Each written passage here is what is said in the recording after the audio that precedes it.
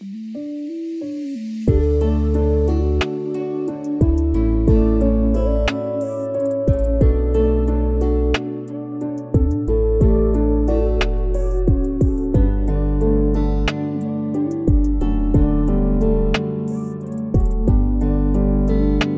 nyo siguro may ikakasal sa video na to, pero hindi. Pupuntahan lang natin ngayon yung pinagmamalaki naming sunflower farm na matatagpuan lang dito sa Imbo. Mula nga doon sa Arco na welcome to Barangay Imbo ay dediretsuhin lang natin ito. At pag narating na natin itong welcome to Purok 3, papasok lang tayo dito. Sa pagpasok pa lang dito, talagang mararamdaman mo na yung nature vibes. Ilang metro nga lang mula sa main road ay mararating mo na itong Caligdan Residence. Si Uncle ni Michio Caligdan nga pala, ang sikat na electrician ang may-ari nito. At pagdating mo nga pala dito, sila yung unang bubungad sa'yo. Sakto nga at nandito yung mag-asawa at nagdidilig sila ng kanilang mga pananim na sunflower. Kaya tara, samahan nyo ako at pasukin na natin itong munting hardin ng sunflower. Malayo ka pa lang, ay talaga namang matatanaw mo na itong mga naggagandahang sunflower na to. Maalala ko last year, inimbitahan ulit nila ako dito na para pumunta dito. Pero sabi ko kay Ma'am Meds, saka na ako pupunta kung may partner na ako para may pagbibigyan na ako ng flowers. Pero hanggang ngayon, wala pa rin naman dumarating. Ayun, Manong! Baka sakali, pinapanood mo tong video na to. Ito na yung sign para imbitahan kitang mamasyal dito. Huwag kang mag-alala, lahat ng mga sunflower na nakikita mo, ibibigay ko sa'yo ng libre. Charot!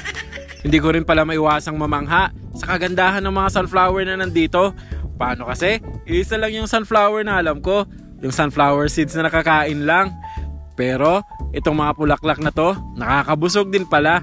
Nabusog yung mata ko.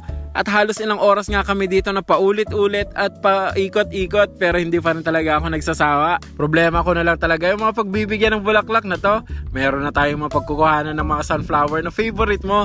Pero sana lang, pagbigay ko sa'yo to, diretso ay doon na. Ayun, Manong! Sa mga nagbabalak nga palang pumunta rito, huwag kayong mag-alala dahil kailangan nyo lang magbayad ng 10 pesos na entrance fee.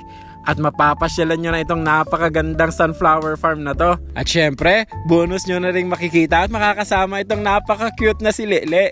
Si Lele nga pala yung kasakasama nila Uncle Misyong at Auntie Meds dito. Napakasipag nga ng batang to at napaka-cute. Higit sa lahat, napakalambing pa. Kaya Auntie Gracia, kung nanonood ka man sa Hong Kong, ito na si Lele. Nakaka-proud ng batang to. At pag gusto nyo rin bumili ng bulaklak ng sunflower, pwede rin naming pang giveaway itong si Lele. Pero syempre joke lang yon.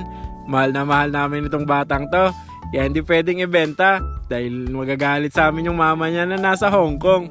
At syempre, bonus na rin na makakasama niya itong napaka-cute na aso nila. Kasing cute nga ni Lele. Sa mga gusto rin palang bumili ng sunflower ay pwede rin dito. Pwede rin itong pang church offering. Pwede rin pang regalo sa mga girlfriend nyo. Tapos, kung may nililigawan kayo, itong irigalo nyo, sinisigurado ko sa inyo, diretso ay do. Ayun, Manong! Halos inaabot nga kami ng 3 oras sa paikot-ikot dito. Pero sinasabi ko sa inyo, hindi talaga kayo magsasawa. Mapupuno talaga yung gallery ng phone ninyo.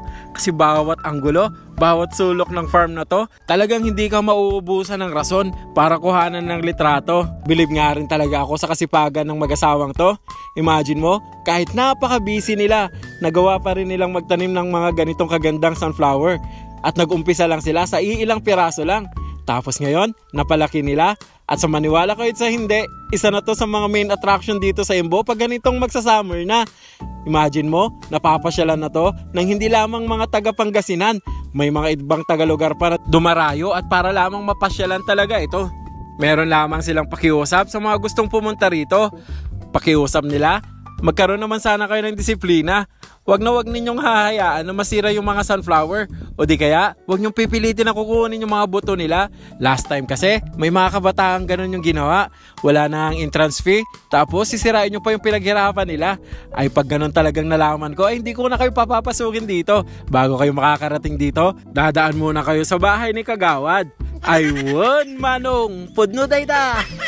Isa lang din yung may papangako ko at based sa experience ko, pag nandito na kayo, makakalimutan nyo lahat ng problema nyo ng panandalian. Imagine mo yon, lahat ng mga makikita mo dito ay puro magaganda. Tapos, yung mga may-ari, magaganda rin. Ayun, manong! Kahit nga ako, hindi ko maiwasang mag-selfie na rin dito sa mga bulaklak na to. Binubulungan ko sila. Nasabi ko, bigyan nyo naman ako ng konting energy vibes. Baka sakali magbago yung itsura ko at maging gwapo rin ako at magustuhan na rin ako. Ayun, manong! Magtatakip silim na nga nung umalis kami rito. Pero sa totoo lang, kung hindi lang nalobat yung phone ko, ay dito kami kahit hanggang magdilim. Ikaw ba naman makaka-experience ng ganito? May nabasa nga pala ako tungkol sa alamat ng sunflower. Noong unang panahon daw, may isang babae ang pangalan na Anita. Si Anita may matayog na pangarap at gustong lumawas ng Maynila para doon makipagsapalaran. Tapos yung mga tao sa paligid niya pinagtatawanan siya dahil napakataas daw ng pangarap niya.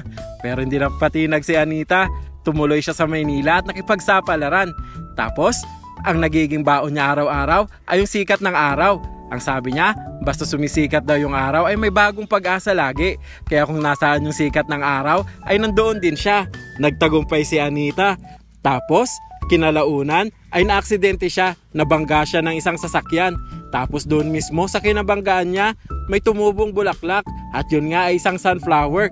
Yung sunflower na yun yung naging sagisag ng kanyang katapangan at kakayanan at determinasyon para patunayan na ang bawat isa ay may kanya-kanyang pag-asa. Bawat isa ay may kanya-kanyang kakayanan upang baguhin ang buhay niya. Hanggang dito na lamang mga kapromdi at katulad ng mga sunflower na to, habang may araw, habang may bukas, may pag-asa.